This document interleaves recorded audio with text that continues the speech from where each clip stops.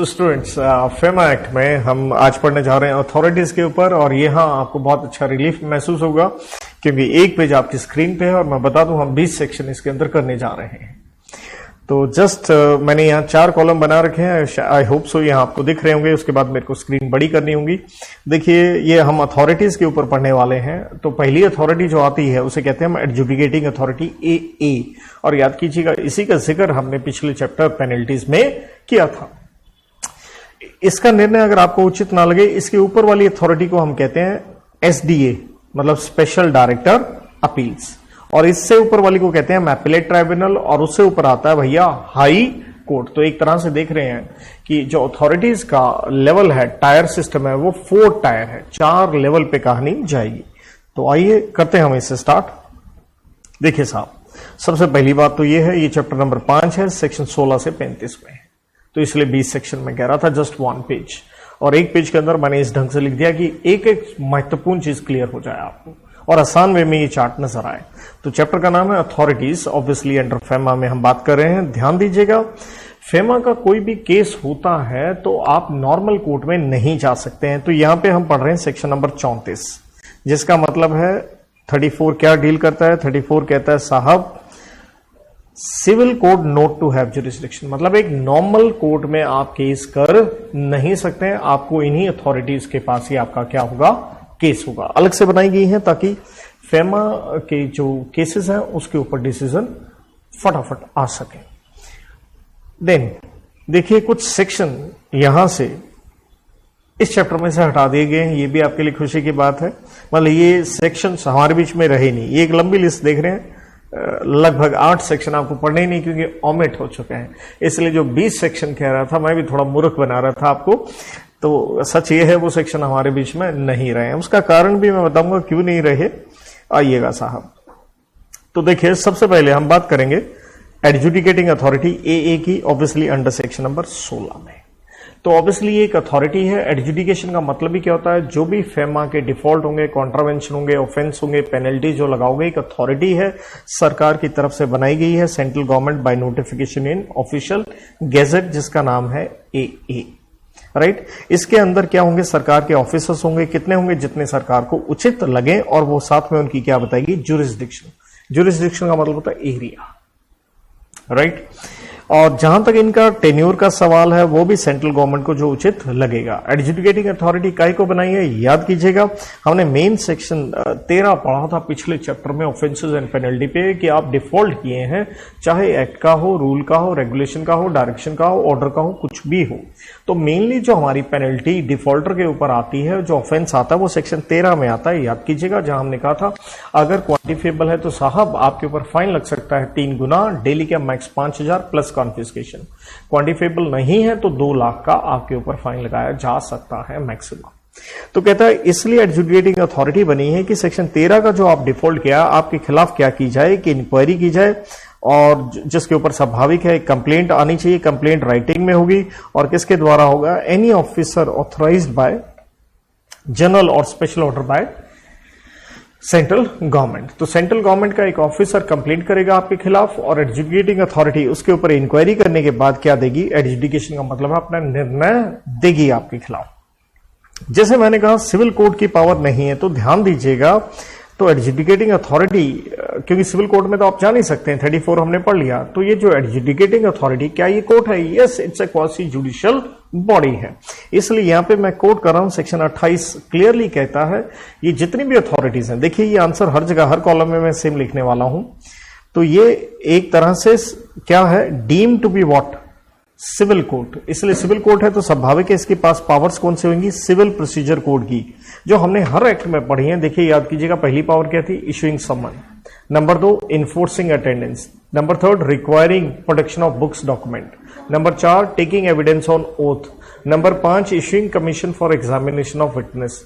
Number 6, passing ex parte order.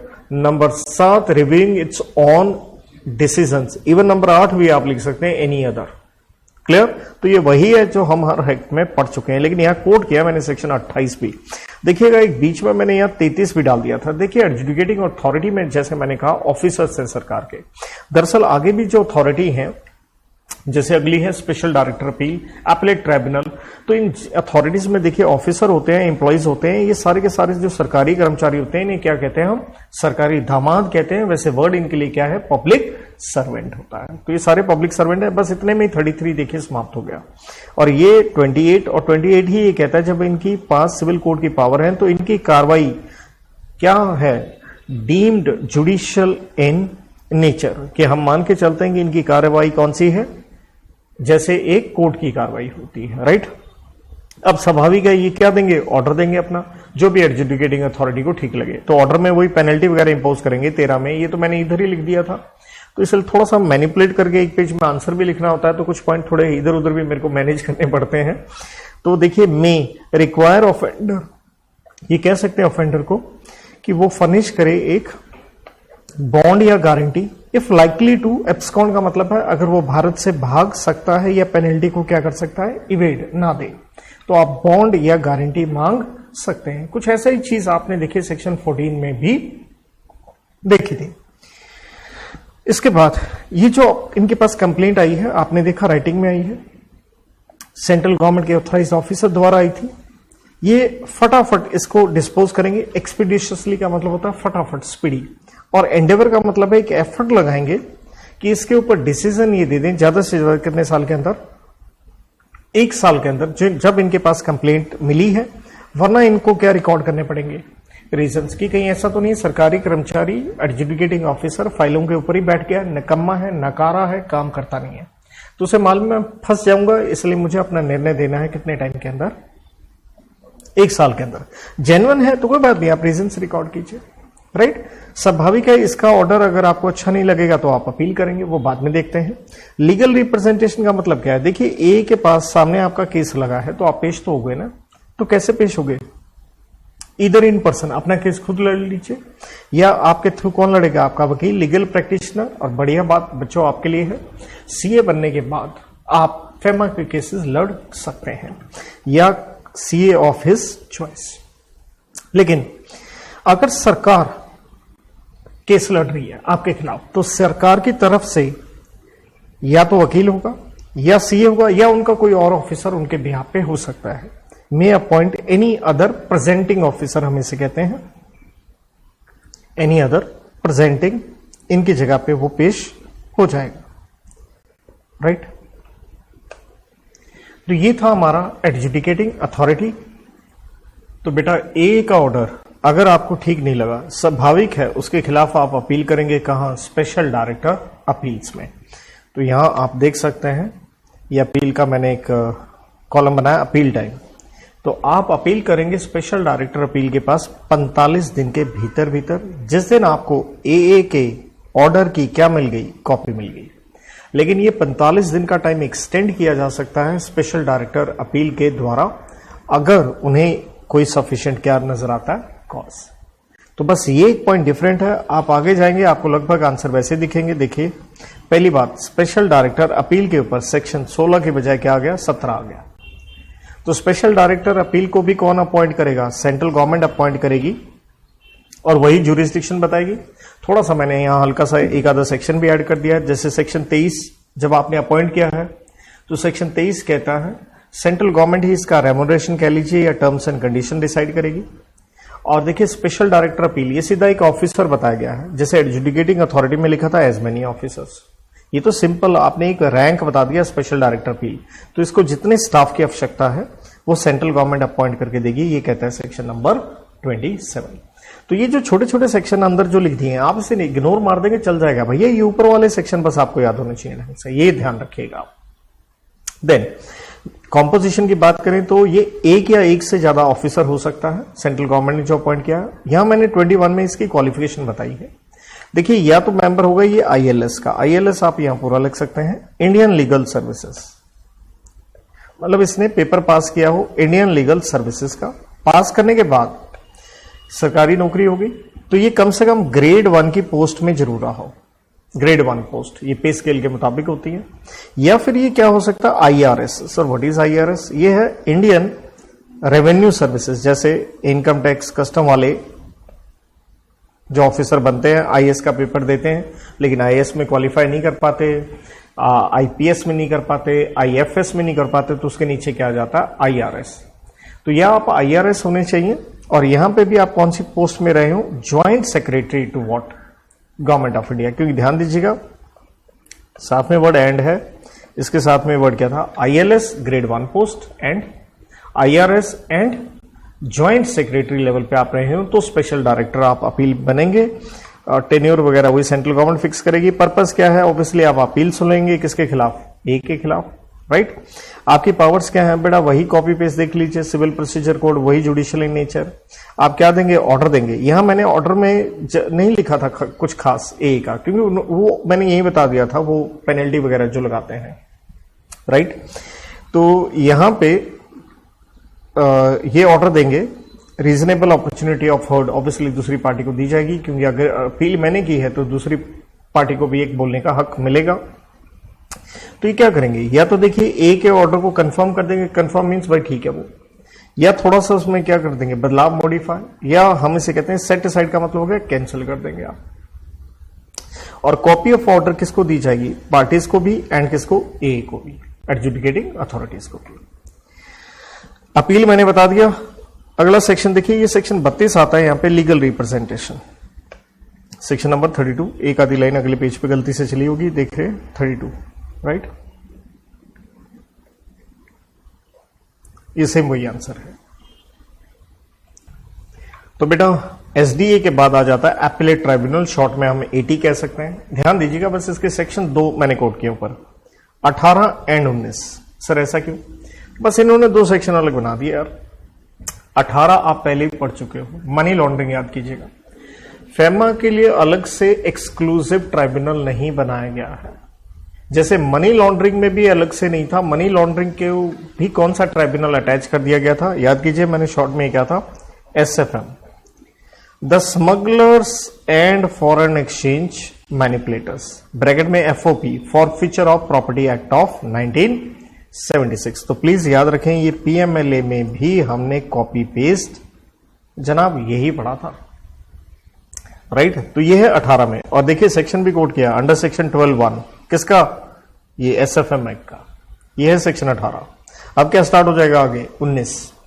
तो आप appellate tribunal में अपील कर रहे हो। इंटरेस्टिंग देखो, अपील जब कर रहे हो तो कोई टाइम भी होगा, जैसे हमने एसडीए में टाइम कितना बताया था, 45 दिन प्लस एक्सटेंशन। देखिएगा आपको कॉपी पेस्ट आंसर दिखेगा, सेम यही 45 दिन प्लस एक्सटेंशन। लेकिन एक बड़ी बात देखिएगा, वो ये है, एसडी में अपील की थी आपने, किसके खिलाफ की थी भाई साहब, आपने ए के खिलाफ अपील की थी। और यहां पे क्या है, एपीलेट ट्राइब्यूनल में आप किसके खिलाफ अपील करें, या तो एडजुडिकेटिंग अथॉरिटी या स्पेशल डायरेक्टर अपील्स के खिलाफ आप अपील कर रहे हैं, राइट। ये ध्यान रखिए। बाकी देखिएगा आपको आंसर सारा सेम ही नजर आएगा। तो अगला पॉइंट हम देखते हैं। तो जब आप एपीलेट ट्राइब्यूनल में अपील करते हैं, कंडीशन है साहब, देखिए ए ने ठोकी आपके ऊपर पेनल्टी, हो सकता है पसंद नहीं आई, आप एसडीए के पास चले गए, कहता पहले वो पेनल्टी के पैसे जमा करा दो अपील फाइल करने से पहले। कहां जमा कराएं, विद सच अथॉरिटी, जो सेंट्रल गवर्नमेंट बताया। हाँ, ना जमा कराओ, मे बी वेव किए जा सकते हैं if it to cause undue hardship, मतलब जहां लगता है कि ये आदमी शायद गिल्टी नहीं है, इससे पहले पैसे जमा करवाएंगे, ये इसके लिए ठीक नहीं होगा, तो हम वेव भी कर सकते हैं। वरना एपीलेट ट्राइब्यूनल में आना है तो बेटा पेनल्टी जो ठोकी है उसके पहले पैसे जमा करा, तेरे फेवर में ऑर्डर दे दिया, तेरे पेनल्टी वाले पैसे रिफंड करा देंगे, नहीं तो वो तो तूने वैसे भरने हैं, राइट। देन ऑब्वियसली ये बना है to hear appeal against AA and SDA, मैंने बता दिया। वही सिविल प्रोसीजर कोड की पावर है, वही जुडिशियल इन नेचर है, और वही देखिएगा कॉपी पेस्ट वही आंसर है, ये सारे आंसर सेम चल रहे हैं। वही आरओएच देने के बाद कंफर्म, मॉडिफाई, सेट असाइड और कॉपी पार्टीज को दे दी जाएगी। और यहां पार्टीज में एए है या एसडीए भी है, इधर कौन था अकेला, एए। तो जैसे हमने देखिएगा एए में पढ़ा कि जो डिसीजन देना है ना आपने, हमने ये पढ़ा था ए के अंदर डिसीजन आपने कोशिश करनी जल्दी से जल्दी दें, 1 बरस के अंदर जब कंप्लेंट आई है, वरना कारण बताएं। एसडीए के अंदर ये टाइम पीरियड नहीं बताया गया कितने समय में ये डिसीजन देंगे, लेकिन एपीलेट ट्राइब्यूनल में देखिएगा सेम आंसर दिख रहा है, बट 1 साल चेंज करके आपको क्या करना है, 180। एक्सपीडिशियसली हो, जिसका मतलब है स्पीडी हो, फटाफट हो। एंडेवर का मतलब कोशिश की जाए 180 दिन के अंदर अंदर जब अपील इनके पास दे दी गई है, वरना कारण रिकॉर्ड करने पड़ेंगे। अगला वही है और वही सेक्शन 32 है, केस लड़ सकते हैं थ्रू सीए, लीगल प्रैक्टिशनर, और गवर्नमेंट के केस में एक अलग से उनका ऑफिसर भी हो सकता है। इसके बाद भैया अपील टू क्या है, हाई कोर्ट है, राइट। यही देखिए मनी लॉन्ड्रिंग में भी होता था। अब समस्या बच्चों को क्या आती है, जब उनका पेपर आ रहा होता है तो अथॉरिटीज आपको हर एक्ट में नजर आती हैं। एक काम तो मैंने अच्छा किया कि फेमा की सारी अथॉरिटीज का एक पेज में चार्ट दे दिया, बड़ा अच्छी बात है। कंपैरेटिव आंसर से कंटेंट क्या हो जाता है, कम हो जाता है। बट बच्चे को समस्या क्या आ जाती है, जब पेपर के पास आता है इतने सारे एक्ट की अथॉरिटीज हैं, तो टेंशन मत लीजिएगा, मेरे से एक चार्ट ले लीजिएगा। एक पेज के अंदर, आई स्वेयर, एक पेज के अंदर सारे कोर्ट्स की अथॉरिटीज मैंने डाल के बना के दे रखी है, राइट। हाई कोर्ट पे जाते हैं तो आखिरी सेक्शन है इस चैप्टर का, सेक्शन नंबर 35। समस्या क्या है, देश में है 24 हाई कोर्ट।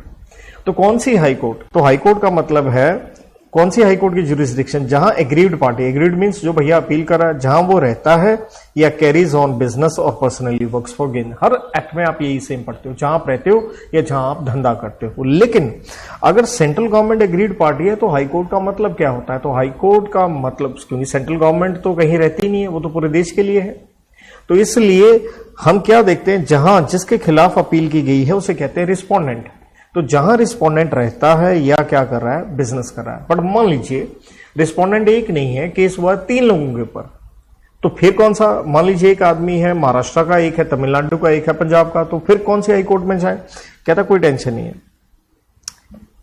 अगर ये एक से ज्यादा भी हो तो मर्जी है, आप अपील कोई सी भी हाई कोर्ट में कर लें, सेंट्रल गवर्नमेंट की मर्जी है, पंजाब में कर लें, महाराष्ट्र में कर लें, तमिलनाडु में कर लें। Any of the respondent resides or carries on business or profession. Then obviously high court में क्यों गए हैं, अरे स्वाभाविक है, आप एपीलेट ट्राइब्यूनल के डिसीजन से खुश नहीं थे इसलिए गए हैं। और देखिए मैंने यहाँ कुछ नहीं लिख के दिया हाई कोर्ट की पावर, क्योंकि आप सारे जानते हैं कोर्ट आ गया भाई, तो हाई कोर्ट के इस पास सिविल कोर्ट की भी पावर होती है, क्रिमिनल कोर्ट की भी होती है, तो लिखने की सेंस नहीं होती। बाकी ये भी वही 3 काम करेगा, सीएमसी, जिसे मैं सीएमसी कहता हूं, कंफर्म, कैंसल, मॉडिफाई, क्योंकि सेट असाइड को आप क्या कह देते हैं, कैंसल। यहां पे भी ध्यान दीजिएगा, कोई समय की बात नहीं की गई है, लेकिन अपील जब करनी थी आपने दोनों जगह एसडीए में और एपीलेट ट्राइब्यूनल में देखा, समय था 45 दिन प्लस एक्सटेंशन। ये बिल्कुल मनी लॉन्ड्रिंग की तरह है भैया, 60 दिन है और 60 दिन का ही आपको एक्सटेंशन मिल सकता है। लेकिन एक बड़ी बात है, हाई कोर्ट में सिर्फ एक ही ग्राउंड पे आप अपील कर सकते हैं, और वो क्या है, क्वेश्चन ऑफ लॉ। तो सिर्फ लॉ का अगर इश्यू है तो हाई कोर्ट जाइए। क्वेश्चन ऑफ फैक्ट, फैक्ट का मतलब आप कहते हो जी मेरे पास फॉरेन एक्सचेंज है 50,000, ये 1 लाख कह रहे हैं, तो ये तो फैक्ट है, इसके ऊपर आप हाई कोर्ट में आ नहीं सकते। तो इसके साथ ये पन्ना हमारा यहीं पे समाप्त होता है। मैं आपको एक रिकॉल वैल्यू दे दूं बेटा जी, हमने पढ़ी अथॉरिटीज चैप्टर नंबर 5 16 से 35। पहली बात समझ लीजिए, आप नॉर्मल कोर्ट में नहीं जा सकते हैं, उसके ऊपर एक बार है, एक रिस्टेंट है। कौन कहता है, ये कहता है साहब सेक्शन नंबर 34 कहता है, ये ऊपर लिखा हुआ है। पहली अथॉरिटी आती है एडजुडिकेटिंग अथॉरिटी में, क्योंकि वो सेक्शन 13 में जो डिफॉल्ट पे पेनल्टी आप पे ठोका था, इन्होंने उसी के ऊपर ऑर्डर देना है, राइट। और साथ में कोई आदमी भाग भूग सकता है, तो ये उसको कह सकते हैं भैया बॉन्ड और गारंटी भी तुम हमें दो। और जब ये केस अपने पास लेंगे तो एक कंप्लेंट आना चाहिए, क्योंकि इनको इंक्वायरी करना है राइटिंग में कोई भी गवर्नमेंट के ऑथराइज्ड ऑफिसर के द्वारा। ये एडजुडिकेटिंग अथॉरिटी में है ही कौन, गवर्नमेंट के ही ऑफिसर्स हैं, जिन्हें उनको उचित लगे। मेन पॉइंट है, इनको अपना निर्णय देना है 1 बरस के अंदर, कोशिश करना है, वरना डिले पे रीजंस रिकॉर्ड करने होंगे। और केस लड़ सकता है। 32 में लीगल रिप्रेजेंटेशन था, सीए, लीगल प्रैक्टिशनर और सरकार के लिए प्रेजेंटिंग ऑफिसर। 28 में इनके पास सिविल कोड की पावर है, इनकी प्रोसीडिंग्स जुडिशियल इन नेचर है। निर्णय नहीं अच्छा लगा तो 45 दिन प्लस एक्सटेंशन में आप एसडीए के पास जा सकते हैं। एसडीए क्या है, ये एक या एक से ज्यादा भी हो सकता है, और ये या तो आईएलएस या आईआरएस से आए हों, Indian legal services plus grade 1 post, IRS plus joint secretary to government of India में आप रहे हों। बस इतना सही इसके अंदर आंसर है। एपीलेट ट्राइब्यूनल में आप अपील करते हैं, सेम टाइम पीरियड वही देखिए अपील है, हाँ, लेकिन यहाँ पे ऑर्डर बता दिया गया है 180 दिन का वही एंडेवर आपका एफर्ट होना चाहिए। लेकिन एक कंडीशन बढ़िया थी यहाँ पे, अपीलेट ट्राइब्यूनल पे आपको आना है तो भाई साहब पहले पेनल्टी के रुपए जमा करवाएं। लेकिन किसी आपके लिए गलत हो सकता है, हार्डशिप हो सकती है, तो वेव किया जा सकता है। दूसरी बात है, अपीलेट ट्राइब्यूनल इसके लिए एक्सक्लूसिव नहीं है। कौन सा एक्ट की ली गई है? SFM, the smugglers and foreign exchange manipulators forfeiture of property act की 1976 की ली गई है। देन हाई कोर्ट, कौन सी, जहां आप रहते हैं या बिजनेस वगैरह आप करते हैं, सेंट्रल गवर्नमेंट है तो जहां पे रिस्पोंडेंट के लिए पॉइंट लग जाएगा। लेकिन यहां अपील करना है तो समय है 60 दिन प्लस 60 दिन, लेकिन ध्यान रखिएगा सिर्फ किसके ऊपर? क्वेश्चन ऑफ लॉ के ऊपर। तो यहां हमारा समाप्त होता है चैप्टर नंबर 5। देखिए, मैं चैप्टर नंबर 6 सिर्फ 6 सेकंड में कंप्लीट कर सकता हूं। आइए देखिए, एक ही लाइन में हम उसे मैनेज कर सकते हैं। डायरेक्टोरेट ऑफ इन्फोर्समेंट 36 से 38, 3 सेक्शन। 37A का जिक्र मैंने पहले ही कर दिया था। देखिए, जब ईडी बनाई जाती है सेंट्रल गवर्नमेंट के द्वारा बनाई जाती है, सेंट्रल गवर्नमेंट इसे एस्टैब्लिश करता है, राइट। और ये वही चीजें हैं जो हमने ऑलरेडी मनी लॉन्ड्रिंग में पढ़ी हुई हैं, तो मैं कुछ नया नहीं पढ़ाने जा रहा हूं यहां आपको, नथिंग न्यू। और ईडी के बारे में ज्यादा जानना तो उसकी साइट भी है www.enforcementdirectorate.gov.in में आप जाके देख भी सकते हैं। तो इसका जो हेड होगा वो कौन होगा? डायरेक्टर होगा। बाकी ऑफिसर्स होंगे। पावर इनकी क्या है? सर्च एंड सीज जब्त कर सकते हैं। और ये ऑफिसर कहां से लिए गए हैं? अलग अलग विभागों से ईडी में लिए जाते हैं। कस्टम से लिए जाते हैं, राइट। पुलिस ऑफिसर भी होते हैं, एक्साइज, अलग अलग सेंट्रल गवर्नमेंट या स्टेट गवर्नमेंट के विभागों से ऑफिसर यहां लिए जाते हैं ताकि ये अपने फंक्शंस डिस्चार्ज करें। देन इनकी जो पास पावर है वही इनकम टैक्स अथॉरिटीज की हैं, जैसे किसी से रिकवरी वगैरह करनी हो, जिसका जिक्र देखिएगा हमने पढ़ा कहां? सेक्शन 14A के अंदर भी। और आगे क्या है? कहता है officer not below the rank of assistant director. ये भी हमने पढ़ा, जो असिस्टेंट डायरेक्टर कम से कम ऑफिसर होना चाहिए, जो हमने सेक्शन नंबर 13 में पढ़ के आए कि वही कार्रवाई, इन्वेस्टिगेशन, ये वो कंप्लेंट डालने का कार्य आपके बिहाफ पे करेगा। साथ में कहते हैं सेंट्रल गवर्नमेंट में authorize any other officer of even state government, RBI, ये वो, right, not below the rank of under secretary, अगर वो गवर्नमेंट में इस पोजीशन पे हो। ये सारे आईएएस ऑफिसर रैंक के होते हैं under secretary to the government of India. तो इसके अंदर मेन कुछ ईडी के अंदर ऐसा नहीं है। तो यहां हम इसे समाप्त करते हैं। Thank you.